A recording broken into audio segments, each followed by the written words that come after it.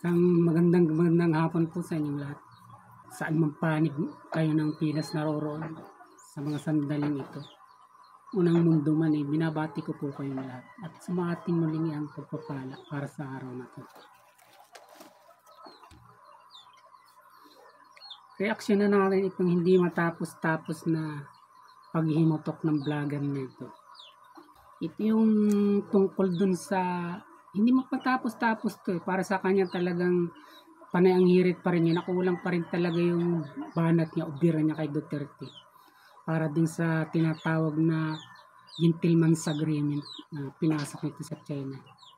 At yung pagtutuwid nito dun sa as is where is at na yung status quo. Ito yung mga pagtutuwid niya.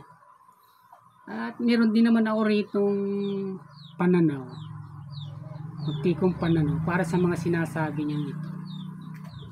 Pakinggan natin siya. Ano ang laman ng Declaration of Conduct between ASEAN and China noong 2002? Ang laman yan ganito. Ang laman yan ganito mga kabunyog. Hindi na pwedeng magtayo ng mga bagong istruktura. So, ang napagkaisahan pala dyan sa 2002 Declaration of Conduct between ASEAN and China, wala nang mga bagong istrukturang itatayo. Yun. Ibig sabihin, kung ano ang nandyan, yan na lang. Kumbaga, kung may mga ginawa ang China, may ginawa ang Vietnam, may ginawa ang Pilipinas, kung ano ang nandyan as of 2002, yan na lang. Wala nang additional structures na gagawin. Yun ang ibig sabihin ng 2002 Declaration of Conduct between ASEAN and China. Ha? So malinaw ha? So, ang sinasabi ni retired Senior Associate Justice Carpio, kung yan ang napag-agrihan na Declaration of Conduct ng 2002 ng China at ng ASEAN, kasama na ang Pilipinas sa ASEAN, yan dapat yung status quo na ipinag-agrihan ni Duterte. Yun dapat eh. Isang bagong batas yung kanyang natuklasan dito. Siyempre, isang dating Associate Justice itong si Antonio Carpio. Kaya ito, may binasa siya rito na itong tungkol sa 2002 Declaration of Conduct of China and ASEAN. Saan ito yung mga napagkasunduan nila sa lahat ng mga bansa na may claim din sa South China Sea o yung Philippines Sea. Dito, sinasabi niya na yung status ko daw ay maliwanag dito na sinabi na yung pinag-usapan nilang yun, yung kasunduan na yun sa pagitan ng China at na mga nakapalibot na mga bansa dito sa ASEAN, dyan sa South Philippines Sea, ang status ko na kailangan ipatupad doon na gawin dito, naaayon dito sa Declaration of Conduct ng China at ng ASEAN ay yung sistema na walang galawan o yung ikaw ay kung ano yung nakatayo na rin ay huwag mo nang babaguhin, huwag mo nang dadagdagan, walang galawan, status ko pa rin. Kaya ang sabi niya rito, ang naging problema rito ni Duterte at bilang pagsang-ayon niya nga rin dito kay Associate Justice Antonio Carpio, ang iba yung status ko na ginawa ni Duterte sa China na nauukol dito sa BRP, Sierra Madre natin sa Ayungin. Kung ito ro ang ginawa niya, dahil yun namang ating BRP doon ay wala pa itong batas na ito na 2002 ginawa, samantalang yung ating BRP ay 1999 sinadsa doon. Ibig sabihin, nung magawa ng kasunduan na ito, yung tinatawag na Declaration of Conduct ng mga ASEAN at ng China, inabot na yung dati na yun dun, bago pa man ito na napagtibay na kasunduan ito.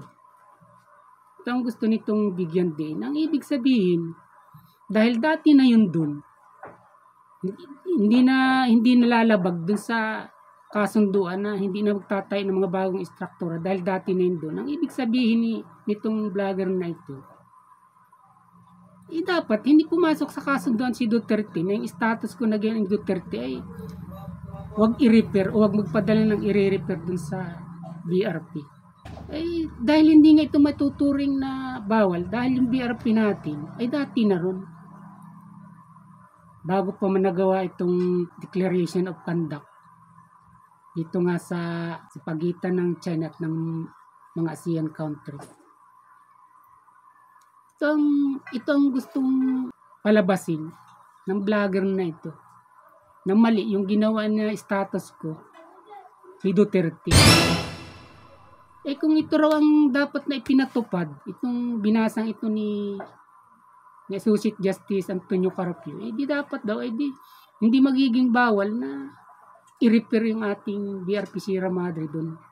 Dahil hindi raw maituturing yun na isang pagtatayo ng struktura, kundi dati na yun doon, eh kailangan talagang i-maintain, ayusin. O kung titingnan mo, talagang tama naman siya dito. Diba? Dahil status ko din yun, isa ring rule yun, isang kasunduan din yun noong 2002.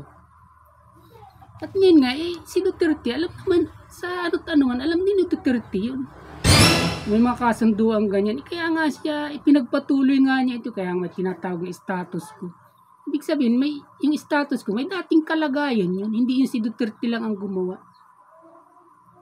May dinagdag lang si Duterte na as is, where is, na ibig sabihin yung mga gray ship, talagang huwag kayong lalapit. Iba kaya pag mga Coast Guard lang. Yun ang naging kasunduan nila ni Duterte at saka ni Xi Jinping. Pero ito nga ang minamali ng vlogger na ito. Dahil sa kasunduan daw na ito, yung status ko na ginawa ni Duterte, maghahatid lang talaga ng pagkain. Pero bawal magdala ng i-repair ng BRP natin doon. Yun daw ang isang katraidoran ni Duterte ron. Ibig sabihin, medyo inano pa nga niya rito Sabi nga sayang at abogado pa naman ito si Duterte hindi niya alam ito. Discarding niya yun. Ganong status ko yung gusto niya. Kumbaga pinagpapatuloy lang nga niya yun. Kung ano yung dati ng kalagayan nun. At ang kinikistyon ko dito, at yung talagang gusto kong reaksyonan sa sinasabi ng vlogger na ito, yung pala naman meron na itong Declaration of Conduct sa pagitan nga ng China at ng mga ASEAN countries dito sa West Philippine Sea. May mga claim dito. Bakit nung panahon ni Aquino hinayaan nila na magtayo ng mga struktura dun sa Sprat. Nito lang yung ginawa. 2002 pa pala itong kasunduan na ito ginawa. Ba't pinabayaan nila? At ang pinaka-worst nito, nung panahon ni Aquino, doon kinuha yung Scarborough.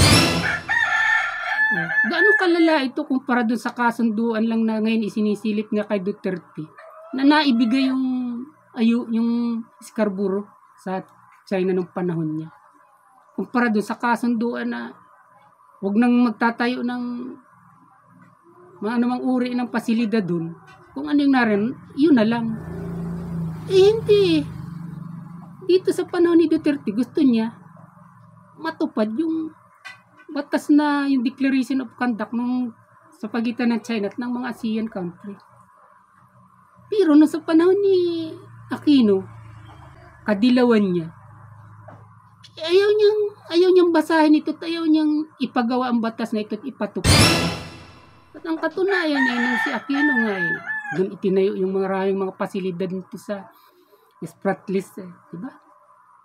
At ang worst na worst itong napakalapit sa atin na Scarborough napunta sa China. Wala tayong control ngayon doon. Pero ang lakas ng loob nitong vlogger na ito magbasa ng batas ng mga kasunduan. Samantalang itong binibira niya na hindi gumamit ng kasunduan ito kahit isang dangkal na teritoryo wala naman itong masabi sa na ibigay ni Duterte. Ito lang kahanga din talaga yung takbo ng mga pag-iisip. May ganitong batas pero kinakalimutan niya na hindi i-apply ni Aquino nung panahon nito. Tapos nung dito kay Duterte gusto niya ito yung gamitin ni Duterte. 2002 pa pala itong batas na ito. Anong taon naging Pangulo si Aquino? Di ba 2012 na yun? Abot na abot niya at doon nadala yung ating Scarborough Shoal nung panahon ni Aquino. May batas na palang ganito, may mga kasunduan ng ganito sa pagitan ng China at yung mga ASEAN countries nga na kasama na nga tayo ron. Itong problema ng mga taong ito.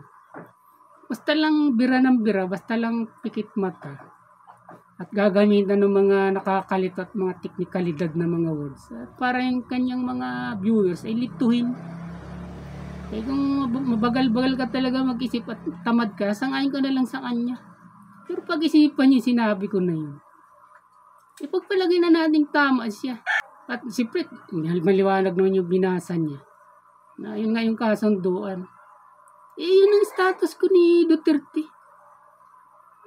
Pero sa status ko na yun, na ginawa ni Duterte, yung tinatawag na gentleman's agreement, na kung ano pang mga bahid na kasama ang inilalakip doon, na traitor. Dahil nilalagyan ng secret. Salip na simple lamang na gentleman's agreement, nilalagyan ng secret bill para magkaroon ng mali siya at magkaroon ng bahid na talagang isang traitor talaga ang tao mga gumagawa ng mga ganitong palihim na usapan. Ganito ang laro ng mga gininto ang vloggers na ito na malapit ng kalawangin. Ang galing magbasa ng batas. Ang galing tumuklas ng batas kumpara ipupuna sa kalaban, pero sa kanila sinasaraduhan yung batas. Ito maliwanag na maliwanag.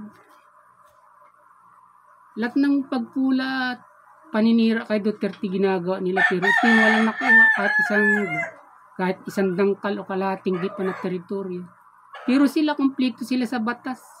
28 pa pala itong mga declaration of conduct na ito sa West Philippine Sea.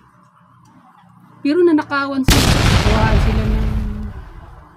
nakuhaan sila ng teritoryo, yung napakalakas na sanang sakop natin na pangisdaan ng ating mga mangisda. Nakuha nila, hindi na makapasok basta-basta ron ang mangisda natin. Dahil nasa kontrol na nga ito ng China. Na nangyari nung panahon ni Aquino, sa gitna na may kasunduan na palang ganito, itong ang declaration of conduct, sinasabi ng vlogger na ito. At ang isa pa ritong kinakalungkot nga natin napakatala sa pamumuna Nung panahon nga ito, may mga kasunduan na nabawal pala magtayo doon ng mga istruktura. 5 bansa yan. Kung ano yung naroon na lang, yun na lang. Pero nung mga panahon na yun nga naman, practice tayuan ng base militar ng China Panahon ni Aquino. At ang isa pa nga rito, yung mga tinatambak palang lupa ron, galing pa mismo sa Pilipinas. Sino nagsasabi nito? Mismong General Parladi. Na inire-report nila ito, hindi naman sila pinapansin. Na kinukuha nga yung lupa natin doon. Yung barko, tapos doon itinatambak. Tapos dito ang lakas ng loob nitong basahin ang batas na ito. Itong Declaration of Conduct. Pagitan nga ng China at ng ASEAN countries.